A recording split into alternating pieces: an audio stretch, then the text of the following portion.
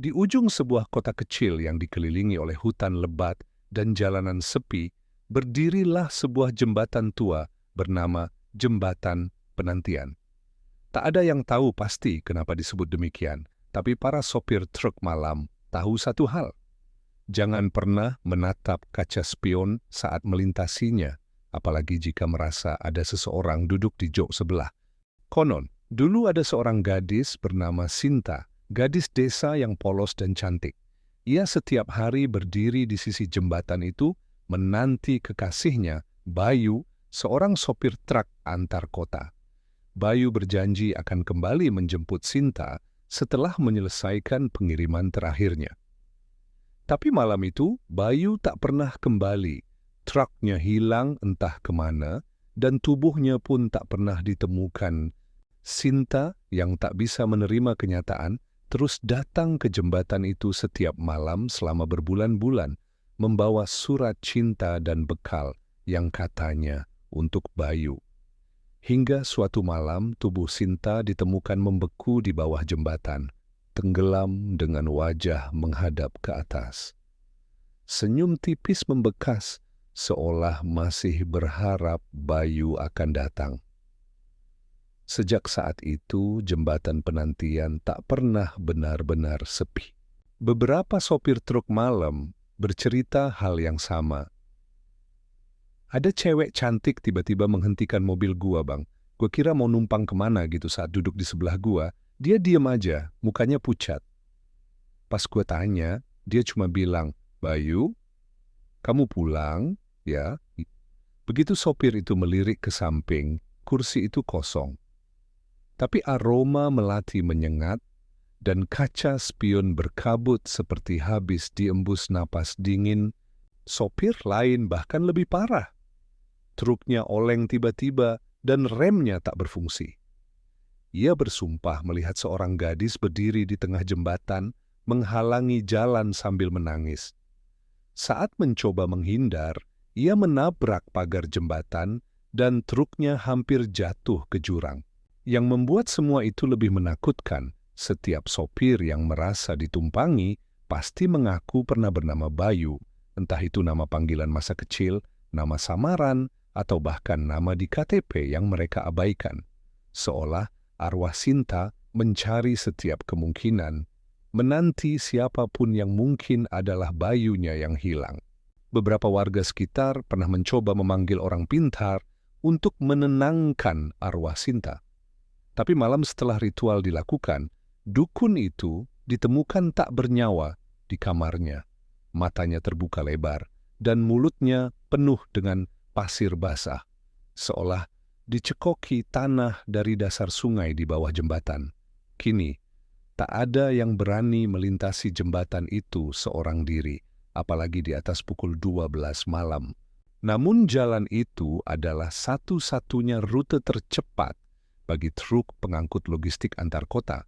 Maka para sopir hanya bisa berdoa, menempelkan doa di dashboard, dan menolak menoleh jika terasa dingin tiba-tiba menyusup dari jok sebelah, karena mungkin malam ini Sinta masih duduk diam di sana dengan gaun putihnya yang basah, menanti seseorang yang ia yakin adalah Bayu untuk pulang bersama. Kalau kamu melintasi jembatan itu dan mendengar suara pelan di telingamu berkata, "Bayu, akhirnya kamu datang," jangan jawab, jangan menoleh, dan jangan sekalipun berhenti. Malam itu hujan turun deras, langit menggelap tanpa bulan, dan suara gemuruh menggema di sepanjang jalan sepi yang mengarah ke jembatan penantian. Seorang sopir truk muda bernama Reno sedang melakukan pengiriman pertamanya sendirian.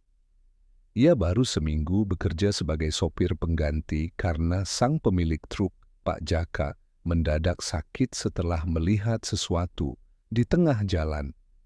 Tidak ada yang menceritakan padanya tentang jembatan itu. Reno hanya diberi satu pesan. Kalau lewat jembatan jam malam, jangan lihat spion, jangan bicara kalau ada yang nebeng. Jalan terus. Reno hanya tertawa saat itu. Baginya, Itu cuma cerita lama untuk menakut-nakuti sopir baru. Tapi saat truknya mulai menuruni tanjakan menuju jembatan, udara mendadak berubah. AC padam sendiri, padahal tombolnya tak disentuh. Kaca jendela kanan mengembun dan aroma melati tercium samar. Lalu, klek, suara pintu penumpang seolah terbuka.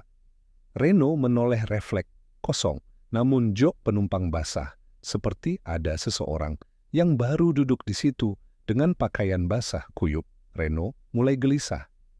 Matanya terfokus ke jalan, tapi dari sudut mata, dia bisa melihat siluet seorang perempuan. Rambut panjang, gaun putih robek, wajah pucat menghadap ke arahnya. "Bayu!" Suara lirih itu terdengar begitu dekat. "Kenapa kamu pergi? Kenapa kamu nggak pernah pulang?" Reno mulai panik. Ia menekan gas lebih dalam, berharap segera melewati jembatan. Tapi jembatan itu terasa tak berujung, seolah tak pernah selesai. Kilatan petir menyambar, dan Reno sempat melihat pantulan di kaca depan. Gadis itu sedang menatapnya dengan mata yang kosong dan bibir membiru. Dia menjerit, tapi suara jeritannya tertahan oleh sesuatu. Sebuah tangan dingin mencengkeram pundaknya dari belakang jok. "Bayu, temani aku. Kali ini, jangan tinggalin aku lagi." Keesokan paginya, truk Reno ditemukan terbengkalai di ujung jembatan. Mesinnya masih menyala, pintunya terbuka lebar, dan radio terus berputar, memainkan lagu lama. "Kau yang dulu pernah ku cinta." Reno tidak ditemukan. Yang lebih aneh, jok penumpang depan dipenuhi bunga melati segar, dan selembar surat lusuh bertuliskan tangan halus. "Untuk Bayu. Kalau kamu membaca ini, aku sudah tenang. Tapi kalau bukan kamu, aku akan terus menunggu." Penduduk sekitar geger. Ini bukan kejadian pertama. Namun malam berikutnya, sopir lain melihat sosok pria muda berdiri di tengah jembatan, menatap ke bawah sungai, seolah mencari sesuatu. Dan sesaat kemudian, bayangan perempuan muncul di sampingnya, menggenggam tangannya, lalu mereka menghilang bersama. Tapi sampai hari ini, kadang truk tetap oleng saat melintas malam-malam. Kadang kursi penumpang basah, kadang ada suara lirih menyebut nama Bayu. Dan jika kamu lewat jembatan dan ada yang memanggil Bayu, jangan dijawab. Karena kalau kamu menjawab, dia akan percaya kamu adalah Bayu dan dia tak akan membiarkanmu pergi. Dan jika kamu lewat jembatan dan ada yang memanggil Bayu, jangan dijawab. Karena kalau kamu menjawab, dia akan percaya kamu adalah Bayu dan dia takkan membiarkanmu pergi dan selalu mengikutimu kemanapun kau pergi.